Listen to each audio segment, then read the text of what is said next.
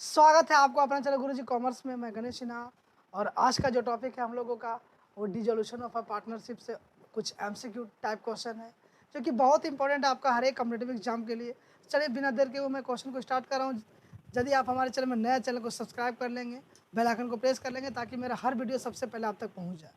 Question number 21 से start करेंगे क्योंकि 20 तक क्वेश्चन मैं करवा चुका हूँ। 21 as per Garner versus Murray rules the loss due to the insolvency of a partner is to be borne by the other partner is. देखिए यहाँ पे इस क्वेश्चन का कहना क्या है, जो इंसॉल्वेंसी पार्टनर का जो लॉस होता है वो बोर्न करता है अदर पार्टनर, है ना। तो वो किस रेशियो में वो बोर्न करेगा? Capital ratio, sacrificing ratio, profit sharing ratio, gaining ratio. तो यहाँ पे देखिए ये होगा प्रॉफिट शेयरिंग कैपिटल रेशियो में, ठीक है। ये कैपिटल रेशियो में होता किया जाता है बोर्न जो सॉल्वेंट पार्टनर होता है। एक मिनट फिर समझते हैं। जैसे मान लीजिए तीन साझेदार था ए, बी और सी, ठीक है। ये दोनों का तीनों का जो रेशियो है 3:1 का था। मान लीजिए बी जो है वो इंसॉल्वेंट हो गया तो ए और सी बचा ना। तो ए और सी जो बचा, ये ए और सी जो है इसे बोर्न करेगा इसका जो कमियां का बी का, वो कैपिटल रेशियो में। मान लीजिए कैपिटल रेशियो कैसे निकालते हैं, मान लीजिए ए का वो होगा 50,000 कैपिटल और सी का होगा 25,000, ठीक है। तो ये कैपिटल रेशियो निकालिएगा तो 1 और इसका 2, तो ये कैपिटल रेशियो में ये बॉर्न करेगा। इसका कहना यही था क्वेश्चन का, ठीक है। आई होप ये समझ में आया। और देखिए यहाँ पे सेक्रीफाइस रेशियो कब निकालते हैं, तो सेक्रीफाइस रेशियो हम लोग निकालते हैं admission of partnership. Gain ratio कब, रिटायरमेंट ऑफ पार्टनरशिप। क्लियर है ना। अब रियलाइजेशन का जो प्रॉफिट और लॉस बांटा जाता है वो इसमें प्रॉफिट शेयरिंग रेशियो में, है ना। रियलाइजेशन का जो प्रॉफिट एंड लॉस जो होगा उसको क्रेडिट किया जाएगा सभी पार्टनर्स में, तो प्रॉफिट शेयरिंग रेशियो में, ये रेशियो है ना। लेकिन यहाँ पे इसका क्वेश्चन का राइट आंसर होगा ऑप्शन नंबर बी, यानी कि बी होगा कैपिटल रेशियो इस क्वेश्चन का राइट आंसर। क्लियर है। नेक्स्ट यहाँ पे देखिए which of the following statement is true. यहाँ पे ये बताना आपको इनमें से कौन है जो कि सही स्टेटमेंट है। If all the partners are insolvent, जब सभी साझेदार इंसॉल्वेंट हो जाते हैं, the assets are not transfer to the relation account. ये क्या है, कौन सही है वो आपको बताना है। मतलब सभी साझेदार इंसॉल्वेंट हो गए और एसेट्स को ट्रांसफर नहीं किया जाएगा रिलेशन अकाउंट में, ये गलत बात है ना। एसेट्स को रिलेशन अकाउंट में किया जाएगा। If all the partners are solvent then the liabilities are not transfer to the relation account, है ना। तो यहाँ पे यदि सभी साझेदार सॉल्वेंट हैं तो लायबिलिटीज को ट्रांसफ़र नहीं किया जाता है रिलेशन अकाउंट में। ये सही बात है, यानी कि ऑप्शन नंबर बी जो है आपका सही है। इसका ऑप्शन नंबर बी जो है ना ये सही है, बी, है ना। तो ये था बी का। और सी में देखिए ऑप्शन में क्या बोला, बोथ एंड बी, मतलब दोनों ट्रू है सो बोल रहा है। तो बी तो नहीं होगा, दोनों सही नहीं है। और डी सी नहीं होगा, डी क्या, नेदर ए और बी, मतलब ना ही ए सही है ना ही बी सही है। तो इसका राइट आंसर होगा ऑप्शन नंबर बी, ये सही है। मतलब if all the partners insolvent then the liabilities are not transfer to the relation account. यदि सभी साझेदार इंसॉल्वेंट है तो लायबिलिटी जो है वो रिलेशन अकाउंट में नहीं जाएगा। नेक्स्ट यहाँ पे देखिए, if all the partners becomes insolvent then the balance in the capital account should be transferred to, तो ये होगा डिफिशियंसी अकाउंट, है ना। डिफिशियंसी अकाउंट, रिलेशन नहीं होगा, ना ही बैलेंस शीट, ना ही जनरल रिजर्व, यहाँ पे हो जाएगा deficiency account, option number D A. Next यहाँ पे देखिए which of the following is true about a partnership. इनमें से कौन से सही है जो कि पार्टनरशिप के बारे में, ये कौन से सही है। देखिए यहाँ पे all partners invest an equal amount of the capital in the partnership business. Next all partners are personally liable for the debts of the partnership business. और यहाँ पे देखिए partnership gets favorable tax treatment compared to corporations. Next, a partnership requires at least 3 persons, ठीक है। तो यहाँ पे देखिए इसका राइट आंसर होगा ऑप्शन नंबर बी, इसका राइट आंसर यहाँ पे देखिए बी होगा सही। All partners are personally liable for the debts of the partnership business since contribution of to capital account is decided by partners in a partnership deed so statement all partners invest as a equal amount of capital in the business is not correct, है ना। यहाँ पे सभी साझेदार equal amounts business में नहीं देंगे capital के रूप में, ये गलत है। Similarly the statement partnership gets favourable tax treatment compare to corporations and a partnership requires at least 3 persons is not correct because tax is levied on firms according to act and maximum or minimum numbers of partner in a firm is defined in the Companies Act 2013. Thus option number B, all partners are personally liable for the debts of the partnership business is right.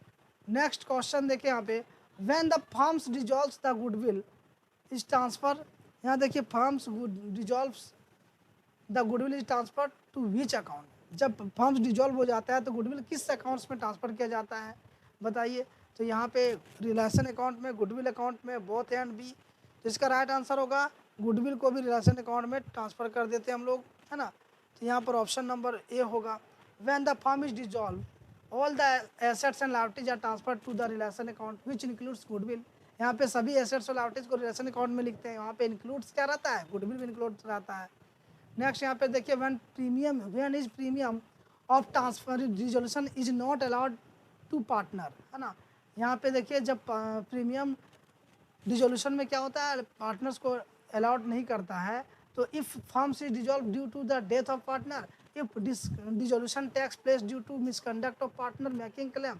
तो इसका right answer होगा both, ये दोनों सही है, both and B. Option number C is the right answer, option number C is the right answer. समझ में आया। नेक्स्ट यहाँ पे देखिए, premium on dissolution of can not be allowed in the following cases as per partnership act. Firm is dissolve due to the death of partner, when dissolution takes place due to the misconduct of partners making claims. Hence option number C is correct answer. Next यहाँ पे देखिए, if a partners goes insolvent and is not able to bring his share of deficiency in case, then his deficiency shall be borne by the remaining solvent partners। ये क्या होगा, तो on the basis of profits and ratio, on the basis of their adjusted capital ratio, on the basis of their original investment। तो यहाँ पे होगा इसका on the basis of their adjusted capital ratio। Option number यहाँ पे देखिए सी इसका right answer है, कैपिटल रेशियो पे होगा, है ना। कैपिटल रेशियो यहाँ पर जो है वही होगा यहाँ पे कैपिटल रेशियो। इसका रीजन थोड़ा सा पढ़ेंगे हम लोग। In India it is mention in the partnership deed that on the insolvency of a partners deficiency on his capital account will be borne in partners particular ratio, it will be borne accordingly in case of insolvency of the partner, but if nothing is mentioned about ratio in the partnership deed, the deficiency of the insolvent partners capital account will be set by the solvent partners in their capital ratio। okay, ये capital ratio में ही share किया जाता है, ठीक। जो दोनों partners बचे रहते हैं वो देंगे, ठीक है। when is the relation account made in partnership, कब, है ना। तो यहाँ पे देखिए, eight the time of dissolution of a partnership, admission of a partnership, eight the time of death of a partnership, eight the time of retirement of a partnership, eight the time of a dissolution of a firm. इसका right answer जो होगा option number D होगा आपका right answer. यहाँ पे देखिए, eight the time of admission of a partnership में इसमें डिवोल्यूशन अकाउंट प्रिपेयर किया जाता है। Eight the time of death of a partnership इसमें भी realisation account revolution account prepare किया जाता है। Eight the time of retirement इसमें भी रिवोल्यूशन अकाउंट, यानी तीनों कंडीशन में आपका क्या होता है, रिवैल्यूएशन अकाउंट प्रिपेयर किया जाता है, ठीक है। समझ में आया। लेकिन eight the time of dissolution of a firm इसमें रियलाइजेशन अकाउंट प्रिपेयर किया जाता है। आपका यही क्वेश्चन में पूछा था कि when is the relation account is made in partnership. Clear है। Relation account is the nominal account prepare at the time of dissolution of a partnership firm showing the realisation of assets and settlement of liabilities, hence is made at the time of dissolution of the firm. Next यहाँ पर देखिए, loss on relation is, loss on relation is क्या होगा यहाँ पे, debited to partners capital account, credited to partners capital account, debited to partners current accounts, credited to partners current account. इसका right answer होगा option number A, debited to partners capital account. Option number A इस question का right answer है। जब loss हो जाता है relation में तो साझेदार का पूंजी खाता को डेबिट किया जाता है। Loss on relation is the revenue loss to be debited to partners capital account arising from the realization of assets and settlement of liabilities। Option number C A is the right answer. Clear है।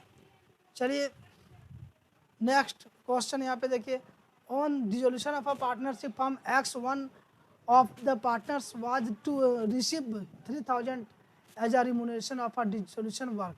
The entry in the books of partnership will be, ये क्या होगा बताइए इसका entry, debit x capital account, credit relation account, debit realisation account, credit x capital accounts, या तो debit revolution account. तो revolution account जो है ना उस ऑप्शन को ऐसे ही काट दीजिए। तो ये आपका कट गया रिवोल्यूशन अकाउंट, यहाँ भी आपका रिवोल्यूशन अकाउंट कट गया, ठीक है। रिवोल्यूशन अकाउंट तो होगा ही नहीं, रिलेशन अकाउंट से होगा। तो आपका दो ऑप्शन सी और डी तो ऐसे ही कट गया आपका। अब बचा क्या, ए और बी। तो ए और बी में देखिए यहाँ पर बोला डेबिट कैपिटल अकाउंट और क्रेडिट रिलेशन अकाउंट, तो ये गलत है। पहले डेबिट करते हैं किसका, रिलेशन अकाउंट को डेबिट करेंगे, क्रेडिट करेंगे यहाँ पर कैपिटल अकाउंट को। समझ में आया। तो कैपिटल क्रेडिट बैलेंस होता है ना, तो यहाँ पे जो होगा आपका relation account debit to partners capital account. Clear है, आई होप समझ में आया। चलिए मिलते हैं नेक्स्ट सेशन में। आप हमारे चैनल में नया, चैनल को सब्सक्राइब कर लीजिए, बेल आइकन को प्रेस कर लीजिए। जय हिंद, जय भारत।